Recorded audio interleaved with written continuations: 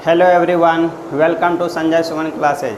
आज हम लोग देखेंगे how to crack PM Yashasvi entrance test 2022।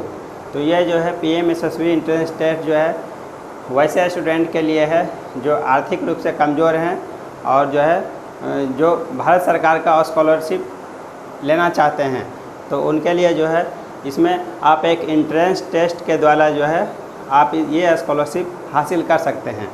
तो इसमें जो है इसके लिए अप्लाइंग डेट जो है 27 जुलाई 2022 से जो है 26 अगस्त 2022 तक इसमें जो है अप्लाई कर सकते हैं। डेट ऑफ एग्ज़ाम, इसके लिए एग्ज़ाम जो है सितंबर में लिया जाएगा, 11 सितंबर 2022। मोड ऑफ एग्ज़ाम, ये जो है एग्ज़ाम इसमें जो है आपको एक कंप्यूटर बेस्ड टेस्ट देना पड़ेगा। कंप्यूटर पर जो होगा जो 3 घंटे का एग्ज़ाम होगा बाय NTA, यह जो है नेशनल टेस्टिंग एजेंसी के द्वारा ऑल इंडिया एंट्रेंस टेस्ट लिया जाएगा। कैटेगरी, अब इसमें जो है कौन से कैटेगरी के स्टूडेंट जो है इसमें अप्लाई कर सकते हैं। ये जो इसमें जो अदर बैकवर्ड क्लास जो हो गया इसमें, और EBC OBC हो गया, EBC हो गया और DNTS, ये 3 कैटेगरी वाले स्टूडेंट जो है स्कॉलरशिप के लिए जो है अप्लाई कर सकते हैं।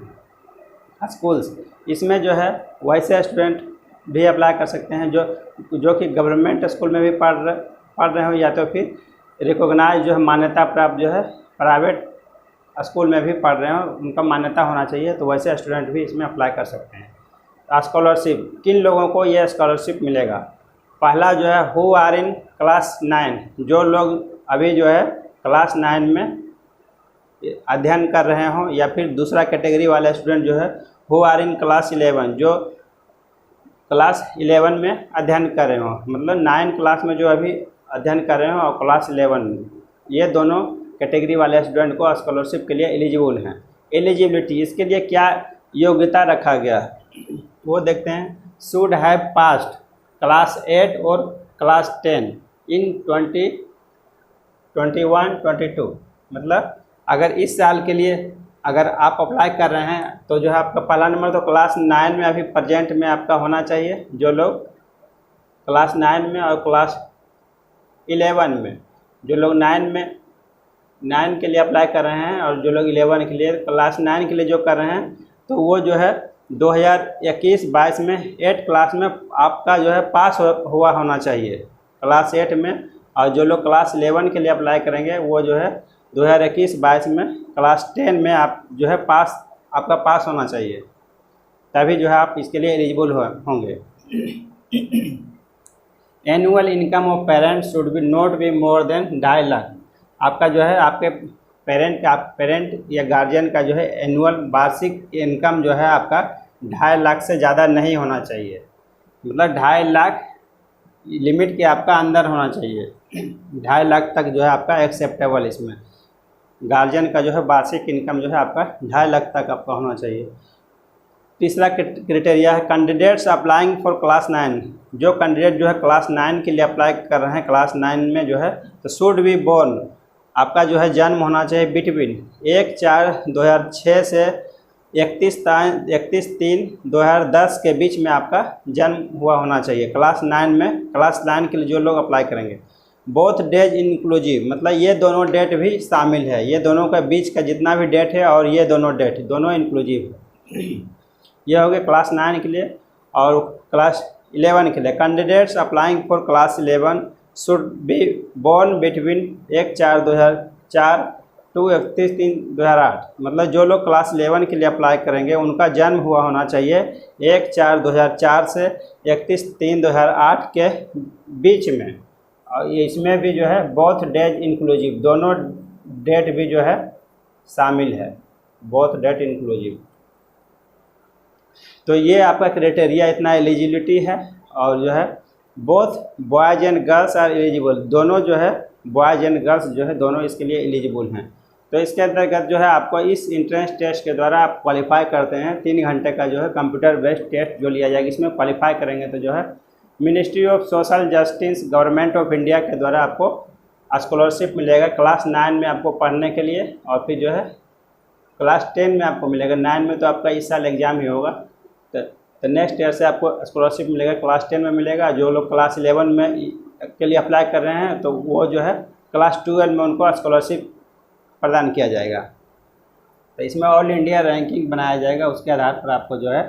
अब इसके लिए हम लोग देखते हैं आपका जो है कंप्यूटर बेस्ड टेस्ट लिया जाएगा, उसका एग्ज़ाम पैटर्न क्या होगा वो हम लोग देखते हैं।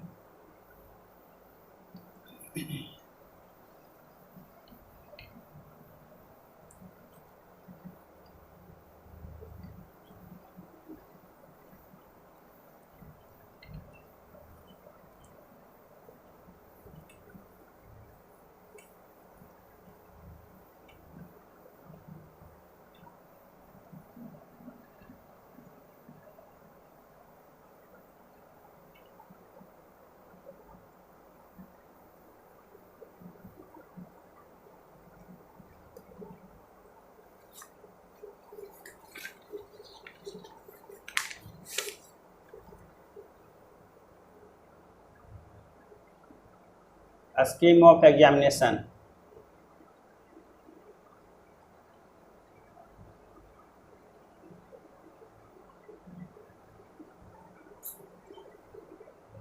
इसमें आपको बांटा जाएगा सेक्शन में, सब्जेक्ट्स,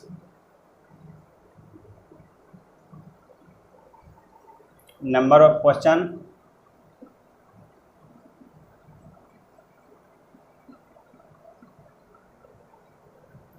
टोटल मार्क्स, टाइम तो पहले बता ही चुके हैं, 3 आवर्स का एग्ज़ाम लिया जाएगा, CBT कंप्यूटर बेस्ड टेस्ट। तो सेक्शन इसमें बता रहेगा, सेक्शन A, B, C और D, 4 सेक्शन में आपका बटा रहेगा। पहला सेक्शन में आपका जो है मैथमेटिक्स रहेगा,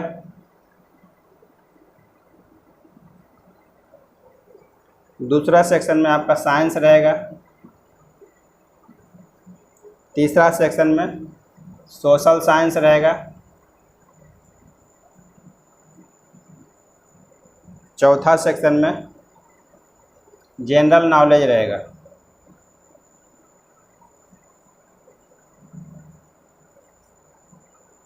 तो मैथमेटिक्स के अंतर्गत जो है आपको 30 क्वेश्चन पूछा जाएगा और ये 4-4 नंबर का एक एक क्वेश्चन रहेगा, तो 120 क्वेश्चन हो गया। साइंस में जो है 20 क्वेश्चन पूछा जाएगा, इसके लिए जो है 80 मार्क्स होगा। सोशल साइंस में जो है 25 क्वेश्चन पूछा जाएगा, तो इसके लिए भी जो है आपका 100 मार्क्स हो जाएगा। और जनरल नॉलेज में जो है आपको 25 क्वेश्चन पूछा जाएगा और इसके लिए जो है आपका 100 मार्क्स का हो जाएगा। तो टोटल आपका जो है इसमें 100 क्वेश्चंस हो गया, 400 मार्क्स का।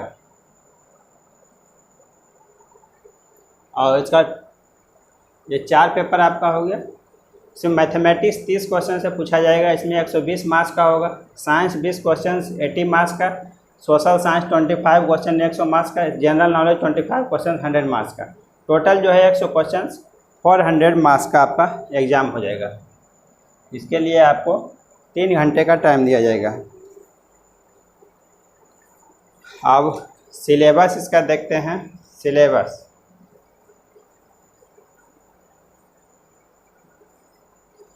तो जो लोग 9th के लिए अप्लाई करेंगे, 9th क्लास के लिए, तो उनको जो है 8th क्लास का आपका तैयार करना है। 8th क्लास का NCERT से पूछा जाएगा, NCERT बुक से।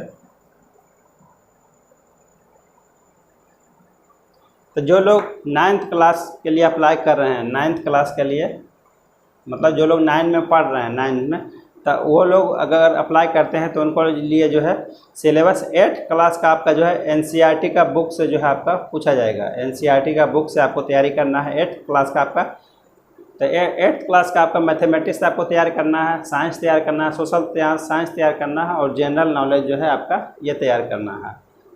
और जो लोग 11th के लिए 11th में अप्लाई कर रहे हैं तो उनके लिए जो है पूछा जाएगा 10th क्लास का रहेगा। 10th क्लास का NCERT बुक से आपको क्वेश्चन पूछा जाएगा।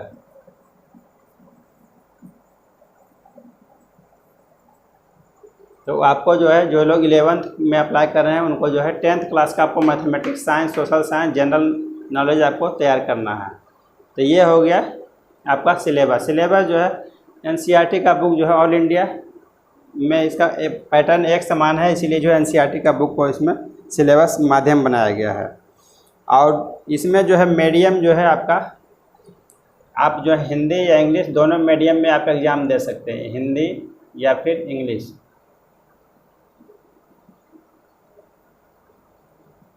हिंदी या इंग्लिश। और इसमें जो है नेगेटिव मार्किंग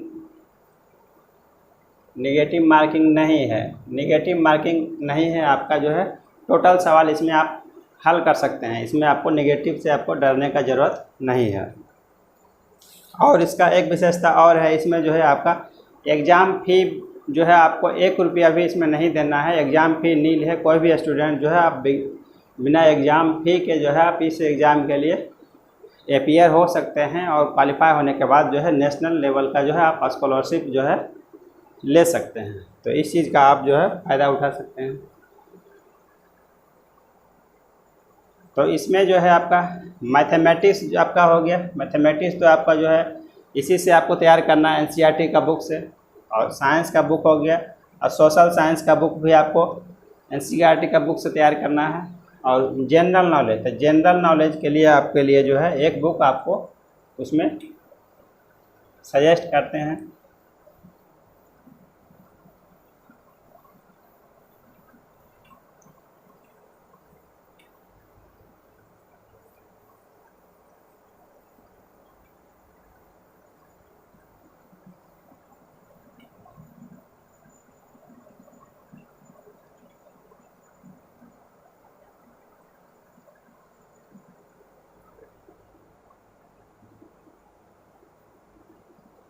तो बुक्स तो सारा तो आपको पढ़ना है, एनसीईआरटी का ही बुक पढ़ना है। और जनरल नॉलेज के लिए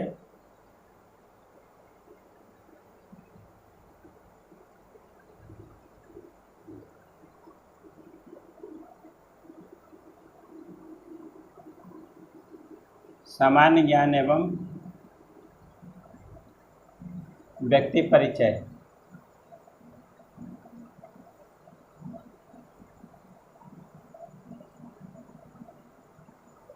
ये आपको मिल जाएगा उपकार प्रकाशन का।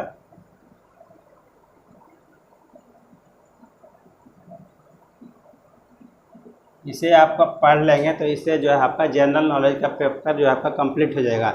जनरल नॉलेज से भी आपको 25 क्वेश्चन पूछा जाएगा। आपका जो है 100 मार्क्स जो है उससे आपका आ रहा है। तो हम लोग अपना स्ट्रेटजी किस तरह से बनाएंगे, किस तरह से हम लोग तैयारी करेंगे ताकि जो है इसमें ज़्यादा से ज़्यादा स्कोर कर सकें। तो इसमें जो है हम लोग 50% टाइम जो है सब्जेक्ट स्टडी के लिए देंगे,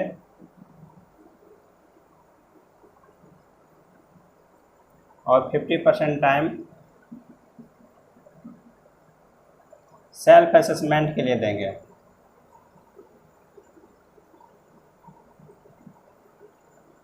मतलब अपना पेपर कंप्लीट करने में सब्जेक्ट स्टडी में 50% टाइम देंगे, और उसमें जो है आपको 50% टाइम सेल्फ असेसमेंट के लिए देंगे। तो सब्जेक्ट स्टडी में जितना भी कोई भी बुक आप सेलेक्ट करते हैं तो इसमें जो है select 1 book for each subject.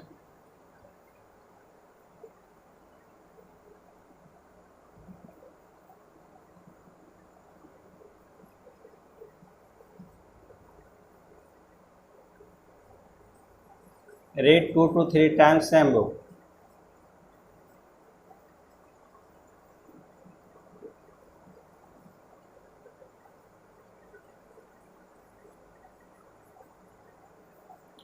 तो सब्जेक्ट स्टडी के लिए आपका लिए ये थंब रूल ये हो गया आपका, जो सेलेक्ट एक टाइम में जो है आप एक सब्जेक्ट के लिए एक बुक को सेलेक्ट करने का प्रयास करें, और वही same book read 2 to 3 times same book, उसी बुक को कम से कम आपको 2 से 3 बार पढ़ने का प्रयास करेंगे। तो इससे आपका कोई भी चीज़ आप पढ़ेंगे तो इससे आपका जो है लॉन्ग टर्म मेमोरी में आपका लंबे समय के याददाश्त में चला जाएगा।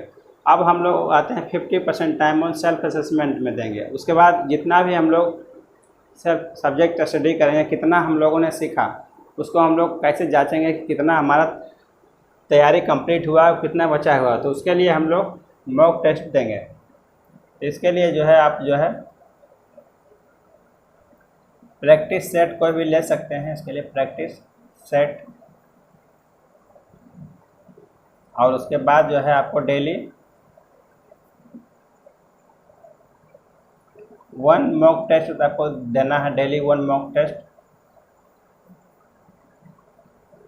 100 mock test before the exam. Exam से पहले तक जो है आप 100 मॉक टेस्ट दे दें।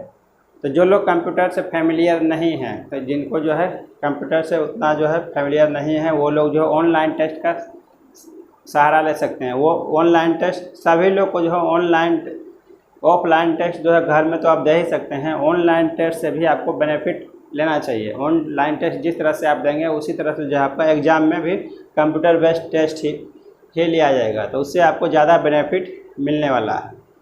तो 100 मॉक टेस्ट दे देंगे एग्ज़ाम से पहले तक, इतना आपके लिए काफ़ी है। तो इसके लिए तो इतना मॉक टेस्ट देने से आपका जो है स्पीड, एक्यूरेसी और टाइम मैनेजमेंट, इसमें जो है आप तीनों में आप सुधार कर सकते हैं। डेली मॉक टेस्ट देंगे तो इससे आपका बनाने का स्पीड बढ़ेगा। दूसरा एक्यूरेसी, आपका जो है ज़्यादा से ज़्यादा क्वेश्चन सही होगा। और तीसरा टाइम मैनेजमेंट, आप टाइम लिमिट के अंदर में ही जो है 3 घंटे के अंदर में ही जो है आप जो है 100 सवालों को आप पूरा का पूरा सभी सवालों का आंसर हल कर सकते हैं। तो इस तरह से आप तैयारी करेंगे तो जो है आपका सिलेक्शन हो जाएगा। Thank you for watching.